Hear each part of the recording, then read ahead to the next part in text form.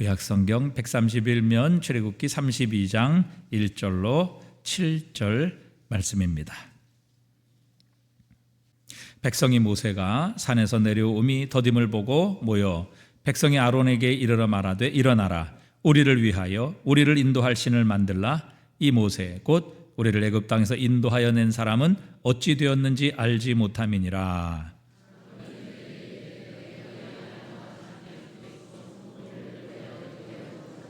모든 백성이 그 귀에서 금 고리를 빼어 아론에게로 가져가매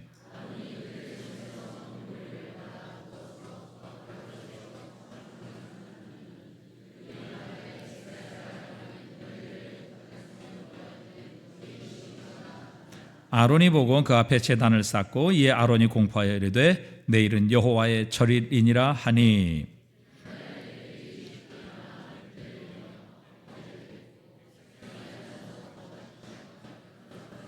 함께 읽습니다. 여호와께서 모세에게 이르시되 너는 내려가라 내가 애굽 땅에서 인도하여 낸 내 백성이 부패하였도다. 아멘. 오늘 우리가 읽은 이 본문의 말씀은 이스라엘 백성들이 광야 생활을 하던 중에 일어났던 일입니다. 그들은 출애굽 이후에 하나님의 역사를 실제적으로 경험을 하게 되었습니다. 그런데 출애굽의 역사와 하나님의 능력을 경험한 것보다 그들에게는 더 특별한 것이 있었습니다. 하나님과 이스라엘 백성들이 언약을 맺었다라고 하는 사실입니다. 내가 너희의 하나님이 되고 너는 나의 백성이 되리라고 하는 그 언약의 말씀인 겁니다. 그 언약을 맺은 이후에 하나님께서 계명의 말씀을 통해서 어떻게 살아갈지 그리고 어떤 규칙과 규례를 지켜야 할지에 대해서까지 하나님께서 말씀해 주셨습니다. 그들에게 삶의 지침을 주신 겁니다. 그리고 하나님께서는 그 지침만 주신 것이 아니라 그들과 함께하기 위해서 임재의 상징으로 여겨지는 성막을 만드는데 어떻게 어떤 기준으로 만들어야 하는지 모세에게 말씀해 주셨습니다. 이 모든 과정을 통해서 우리가 알 수 있는 것이 있습니다. 그들은 하나님의 백성으로서의 정체성이 바뀌어졌다라고 하는 사실입니다. 430년간 종노릇을 하던 인생에서 이제는 하나님의 백성이고 그리고 하나님과 언약을 체결할 정도로 그들의 정체성이 달라졌다라고 하는 겁니다. 출애굽 과정을 통해서 그들은 홍해를 지났습니다. 그리고 쓴물이 단물이 됐습니다. 만나와 메추라기를 먹었습니다. 반석에서 샘물이 났습니다. 이길 수 없는 전쟁에서 승리를 했습니다. 놀라운 기적을 경험했습니다. 그런데 여러분, 더 놀라운 사실이 한 가지가 더 있습니다. 그들의 그 삶은 조금도 변화되지 않았다라고 하는 사실입니다. 하나님과 언약을 맺은 것보다, 기적을 경험한 것보다 더 놀라운 일을 오늘 말씀에서 우리는 또한 발견하게 될 것입니다. 물론 그들의 삶은 변하기는 했습니다. 어떤 순간에는 그리고 어떤 상황에는 변한 것처럼 행동하기도 했습니다. 하지만 그 변화는 그리 긍정적이지는 않았습니다. 왜냐하면 그들의 변화가 하나님의 그 기대와는 달랐기 때문에 그렇습니다. 하나님께서는 이스라엘을 향한 분명한 기대가 있으셨습니다. 그냥 애굽에서 종노릇하던 인생이 불쌍했기 때문에 출애굽을 시킨 것이 아니었습니다. 목적과 그 이후에 대해서 분명하게 하나님께서 그들에게 가르쳐 주셨다라고 하는 겁니다. 출애굽기 5장 1절을 보게 되면 하나님의 목적에 대해서 이렇게 기록을 하고 있습니다. 우리 다 같이 한번 읽어보도록 하겠습니다. 시작.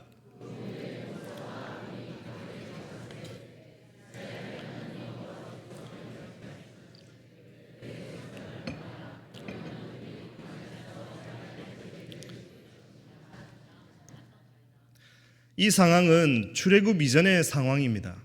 종노릇을 하고 있을 때 하나님께서 모세와 아론을 부르셨고 그들에게 너는 바로에게 가서 내 백성을 내보내라 그리고 출애굽을 시키라 라고 이렇게 이야기를 하는 겁니다. 그들이 그러면 광야에서 내 절기를, 하나님의 그 절기를 따라 예배하게 될 것이다 라고 이렇게 이야기를 하는 것이죠. 이것을 볼 때 우리가 알 수 있는 것은요, 출애굽의 그 이유와 목적이 분명해졌다라고 하는 겁니다. 그들을 그냥 출애굽을 시키신 것이 아니라 출애굽을 통해서 내 민족을 삼고 출애굽을 통해서 예배하는 민족이 되게 하시겠다라고 하는 그 분명한 목적이 있으셨던 겁니다. 그런데 우리가 읽은 출애굽의 이 기록을 보게 되면 어떻습니까? 하나님의 그 기대와는 전혀 다른 모습을 보이고 있다라고 하는 겁니다. 하나님의 백성이 되지도 않았을 뿐더러 하나님을 예배하는 공동체의 모습으로 세워지지도 않았습니다. 이스라엘은 예배하는 민족으로 변화된 것이 아니라 오히려 불평하고 분노하고 원망으로 점철된 불신앙의 민족으로 변질되어 가고 있다라고 하는 사실입니다. 하나님의 백성으로 변화된 것이 아니라 불신앙의 민족으로 변질된 것입니다. 수많은 그 기적을 경험했음에도 불구하고 변하지 않는 모습을 우리가 오늘 이 말씀에서 보고 있는 겁니다. 왜 이렇게 변하지 않는 것일까요? 정말로 놀라운 일들을 경험하지 않았습니까? 우리가 예상하지 못하고 상상할 수 없는 일들을 그 이스라엘 백성들을 경험을 했습니다. 근데 왜 그들은 변화되지 않고 오히려 변질되어 가고 있냐라고 하는 겁니다. 그런데 그들의 삶을 되짚어보면 하나님의 역사를 경험하는 그 당시에는 전혀 문제가 되지 않았습니다.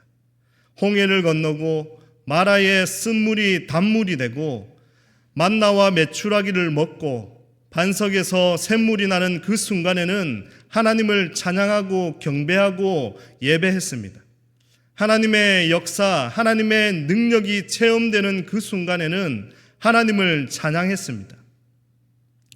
그런데 문제가 뭐냐면 예상치 못한 현실에 그 위기가 찾아오게 되면 언제 그랬냐는 듯이 본래의 모습으로 되돌아가고 있다라고 하는 겁니다.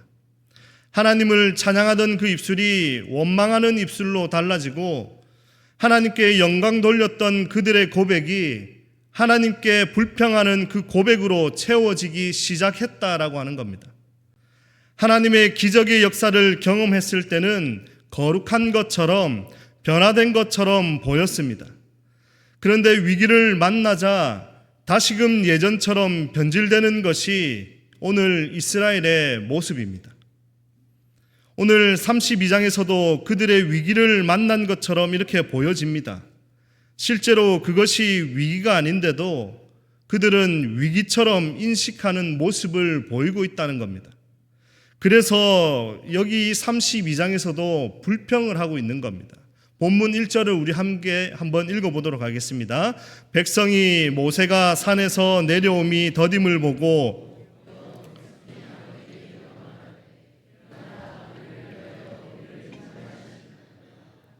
이 모세 곧 우리를 애굽 땅에서 인도하여 낸 사람은 어찌 되었는지 알지 못함이니라. 지금 이 상황은 모세가 시내산에서 하나님의 약속의 말씀을 받기 위해서 올라갔습니다. 그런데 모세가 내려오는 것이 너무나도 더뎌지는 겁니다. 산 밑에 있던 그 백성들이 언제 내려오나 기다리고 있었는데 도무지 내려올 기미가 보이지 않는 겁니다. 그래서 그들의 변화되었던 믿음이 다시금 불안해지기 시작을 하는 겁니다. 모세의 자리가 비워지고 모세가 부재하자 느껴지는 그 초조함과 불안함을 해결하기 위해서 이제는 모세를 대신할 존재를 만들기로 그렇게 결정을 하게 되는 겁니다. 그런 모습을 통해서 그들의 마음 중심이 어떠했는지를 우리는 알 수 있습니다. 그들의 중심에는 하나님에 대한 바른 믿음이 없었던 겁니다. 변화되는 것처럼 보였지만 변질되는 그 과정을 통해서 그들의 마음 중심에 심겨져 있을 것만 같았던 하나님 나라의 바른 신앙이 자리매김하지 못했다라고 하는 겁니다.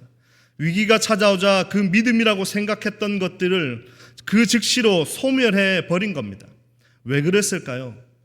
왜 그들의 중심 안에는 하나님이 없었던 걸까요? 이스라엘 민족에게 있어서 하나님이라고 하는 존재는 절대적인 것이 아니라 선택적인 것이었기 때문에 그런 겁니다. 이스라엘 민족에게 하나님은 절대적으로 예배해야 될 대상이 아니라 하나님은 나의 필요에 따라 선택할 수 있는 정도로 그렇게 머물러 있었다라고 하는 겁니다. 그래서 하나님의 자리를 모세가 대신했고요. 모세의 자리가 부재하게 되자 또 다른 대체자로 아론을 찾기 시작을 하는 겁니다. 이스라엘 백성들은 굳이 하나님이 아니어도 괜찮은 겁니다. 자신들을 위해서 인도할 또 다른 존재가 있으면 하나님이 아니라도, 그리고 모세가 아니라도 그 누구라도 괜찮았던 겁니다. 근데 이 문제는 오늘 우리가 본 32장에서의 문제만이 아닙니다. 이스라엘은 이미 하나님 없는 삶을 살아가고 있었습니다. 지금 이 순간만 하나님이 없었던 것이 아니라 이미 이전부터 이스라엘에게는 하나님이 없었던 겁니다. 그들은 하나님이 없었기 때문에 불안했던 것이 아니라 모세가 내려오지 않기 때문에 초조하고 불안했던 겁니다. 그래서 자신들의 불안과 염려를 해결해 줄 수 있는 그 존재가 필요했던 것이죠. 그게 바로 하나님도 아니었고 모세도 아니었습니다. 그들이 필요했던 건 그들이 인도할 것이 필요했던 것입니다. 그들의 필요를 채워줄 새로운 존재, 그게 무엇이었습니까? 4절에서 말씀하고 있습니다. 아론이 그들의 손에서 금고리를 받아 부어서 조각칼로 새겨 송아지 형상을 만드니 그들이 말하되 이스라엘아 이는 너희를 애굽 땅에서 인도하여 낸 너희의 신이로다 하는지라. 하나님을 대체해서, 모세를 대체해서 금송아지를 만들었습니다. 이제는 금송아지가 이스라엘을 위한 대체자가 된 겁니다. 이제는 금송아지가 이스라엘을 인도할 새로운 존재로 하나님에서 뒤집바뀌어 버린 겁니다. 여러분, 우리가 이러한 이스라엘의 태도를 어떻게 우리가 받아들여야 하는 겁니까? 지금 여러분들은 수많은 기적을 경험했던 이스라엘이 너무나도 쉽게 하나님을 버리는 모습을 우리가 보고 있는 겁니다. 마치 하나님이 아니면 안 될 것처럼 찬양하고 영광을 돌리고 예배했던 그들이 이제는 하나님이 없어도, 모세가 없어도 금송아지만 있으면 될 것처럼 행동하고 있는 이스라엘을 우리가 보고 있는 겁니다. 그렇다면 그들은 어떻게 이렇게 한치의 주저함 없이 금송아지를 만들 생각을 하게 되었을까요? 우린 그들의 모습 속에서 어떠한 생각을 가지고 있었는지를 발견할 수 있을 겁니다. 이스라엘 스스로 그것이 문제인 것을 인식하지 못한 삶을 그들은 살아왔다라고 하는 겁니다. 이스라엘이 금송아지를 만든 그 자체에 대해서, 그 행동에 대해서, 그 선택에 대해서 죄라고 인식하지 않았던 겁니다. 그래서 그들은 금송아지를 만드는 것이 문제가 되지 않았던 겁니다. 4절 후반부에서 말씀하고 있죠. 너희를 애굽 땅에서 인도하여 낸 너희의 신이로다 하는지라. 어떤 것이 문제가 되는 겁니까? 금송아지가 우상으로 인지가 된 것이 아니라 하나님으로 인식이 되었다라고 하는 것이 문제인 겁니다. 그 금송아지를 앞으로 너희를 약속의 땅으로 인도할 신이라고 이야기하는 것이 아니라 이미 과거형 출애굽부터 홍해를 건너고 만나와 메추라기를 먹이시고 반석 가운데 물이 나게 인도하셨던 너희의 신이다라고 그렇게 과거형으로 규정하고 있는 겁니다. 이것이 이미 이전까지 역사하셨던 하나님을 바로 금송아지로 만들어버린 겁니다. 마치 리플리 증후군과 같습니다. 리플리 증후군이 뭐냐면요, 허구의 세계를 진실이라고 믿고 거짓말과 거짓된 행동을 상습적으로 반복하는 증상을 말하는 겁니다. 금송아지 모양의 우상을 자신을 인도한 진짜 하나님으로 과장하고 진짜 하나님으로 왜곡하면서 그것을 실제인 것처럼 굳게 믿고 있는 겁니다. 이스라엘은 이것을 죄라고 인식하지 못했던 겁니다. 왜 그렇습니까? 그것을 실제로 믿었기 때문에, 그 거짓된 것을 믿었기 때문에, 그 가짜가 진짜라고 생각되어졌기 때문에 그것이 죄라고 인식되어지지 않았다는 겁니다. 그래서 그들은 너무 쉽게 금송아지를 받아들일 수 있었던 겁니다. 거기에 지나지 않고 심지어 어떤 일까지 벌어지는 줄 아십니까? 이게 아주 중요합니다. 5절 이하의 말씀입니다. 우리 함께 읽어보도록 하겠습니다. 아론이 보고 그 앞에 제단을 쌓고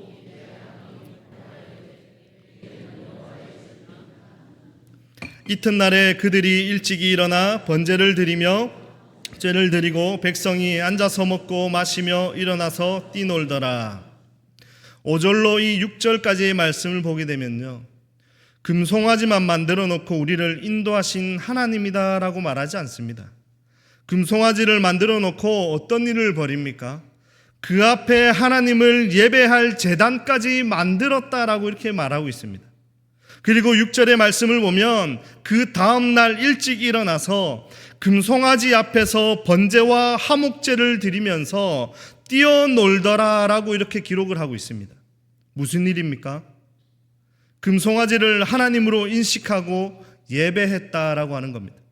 아침 일찍 일어나서 그 앞에 달려가서 번제와 화목제를 드리면 마치 하나님을 예배하는 그 진짜인 예배인 것처럼 그 행위를 하고 있다는 겁니다. 이것이 이스라엘의 모습입니다. 가짜가 진짜인 양 믿고 행동을 했던 겁니다. 여러분, 너무나도 당황스럽지 않습니까?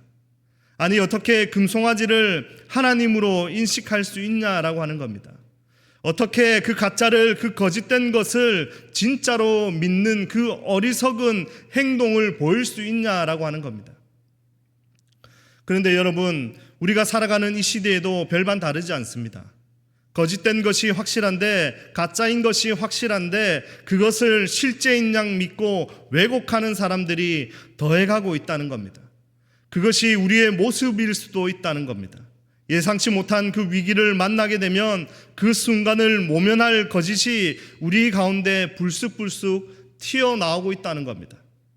의도하지 않았지만, 우리가 계획하거나 그리고 우리가 주도한 것은 아니지만 예상치 못한 그 당황스러운 위기를 만나게 되면 그 당황스러운 상황을 해결하기 위해서 의도하지 않은 그 거짓말이, 의도하지 않은 가짜가 우리 가운데 던져지게 된다는 겁니다.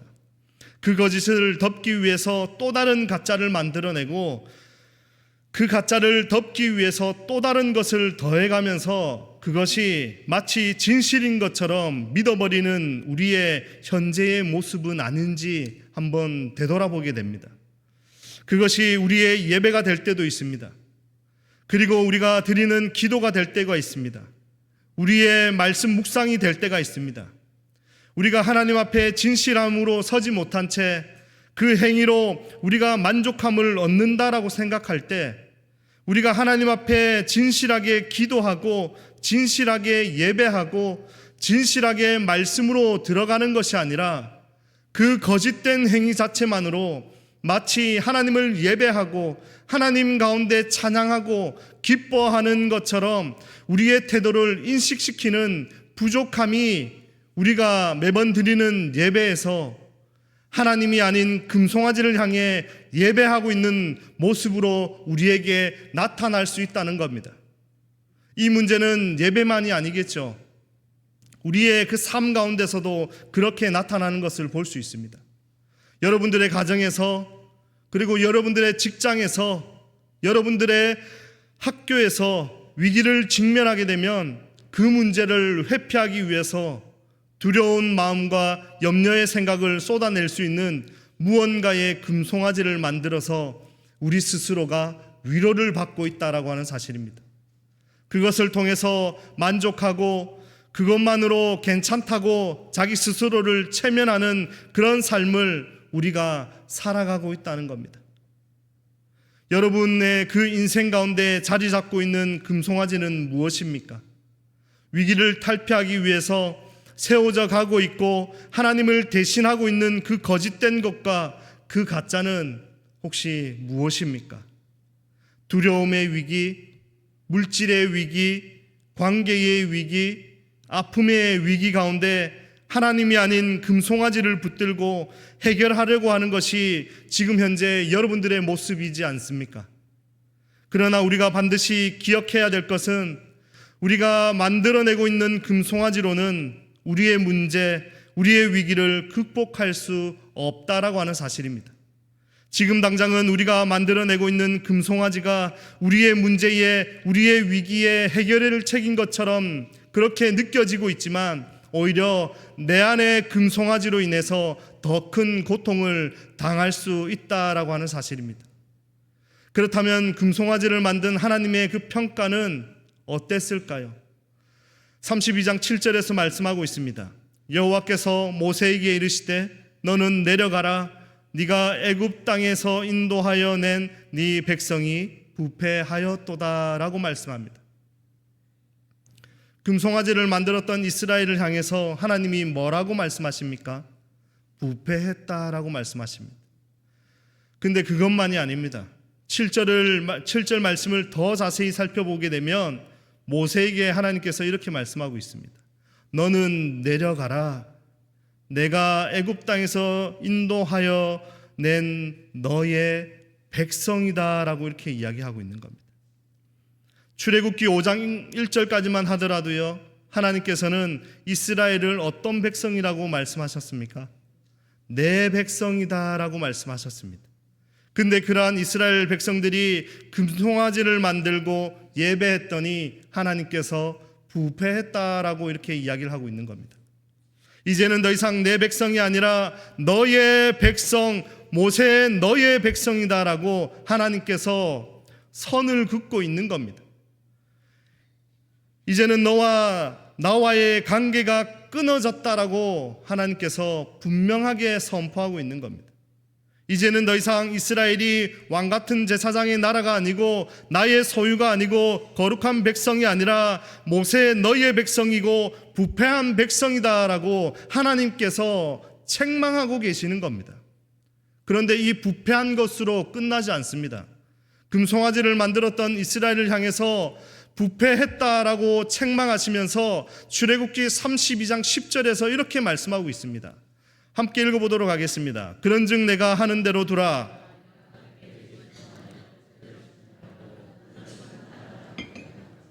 그 백성을 어떻게 하시겠다라고 말씀하고 있으십니까? 진멸하시겠다라고 말씀하고 있습니다. 거짓된 것, 가짜 신앙을 붙잡고 살아가는 민족을 향해서 하나님께서 말씀하시는 것은 부패했다라고 하는 것에서 끝나는 것이 아니라 그 끝은 진멸이다라고 하나님께서 말씀하시는 겁니다. 사랑하는 성도 여러분, 우리가 만약 하나님 앞에서 거짓된 가짜 금송아지를 더욱더 의지하는 신앙생활을 한다면 결국 우리의 그 끝은 어떻게 되는 겁니까? 부패했다라고 하는 그 책망만이 아니라 결국 진멸이 우리 삶의 결론이 될 수밖에 없다라고 하는 겁니다.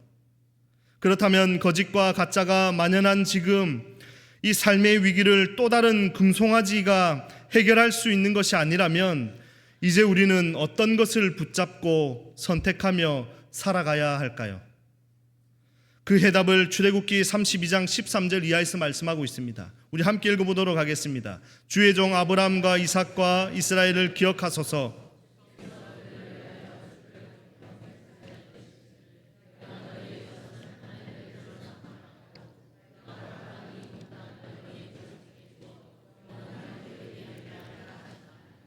여호와께서 뜻을 돌이키사 말씀하신 화를 그 백성에게 내리지 아니하시니라.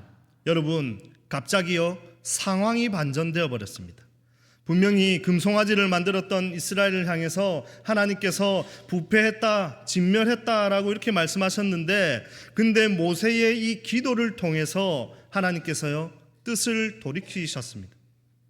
그럼 뜻을 돌이키게 했던 그 모세의 특별한 기도는 어떤 것이었을까요? 모세의 기도가 어땠길래 그 진멸하겠다라고 하는 하나님의 그 뜻이 돌이켜진 것입니까? 본문 13절을 잘 보게 되면 주의 종 아브라함과 이삭과 이스라엘을 기억해 달라라고 이렇게 말씀하고 있습니다. 이들의 이름을 기억해 달라라고 간청을 하고 있는 겁니다. 이것은 무슨 뜻일까요? 그들과 함께 하셨던 그 약속을 기억하셔서 지금 진멸하시겠다라고 선언하신 것을 돌이켜 달라라고 하는 겁니다. 모세의 기도 속에 담긴 선조들의 이름과 그리고 하나님께서 약속에 하셨던 그 약속이 진노가 선언되었던 것을 회복시키시는 그 터닝 포인트가 되었다라고 하는 겁니다. 그럼 우리가 한번 생각해 보십시다. 우리도 영적인 그 위기와 영적인 실패를 경험하면서 우리는 살아가게 됩니다. 우리도 하나님만 예배하는 것이 아니라 때로는 예상치 못한 금송아지를 만들 때가 분명히 있다라고 하는 사실입니다. 금송아지를 만든 우리의 삶의 그 결론은 어떻게 됩니까?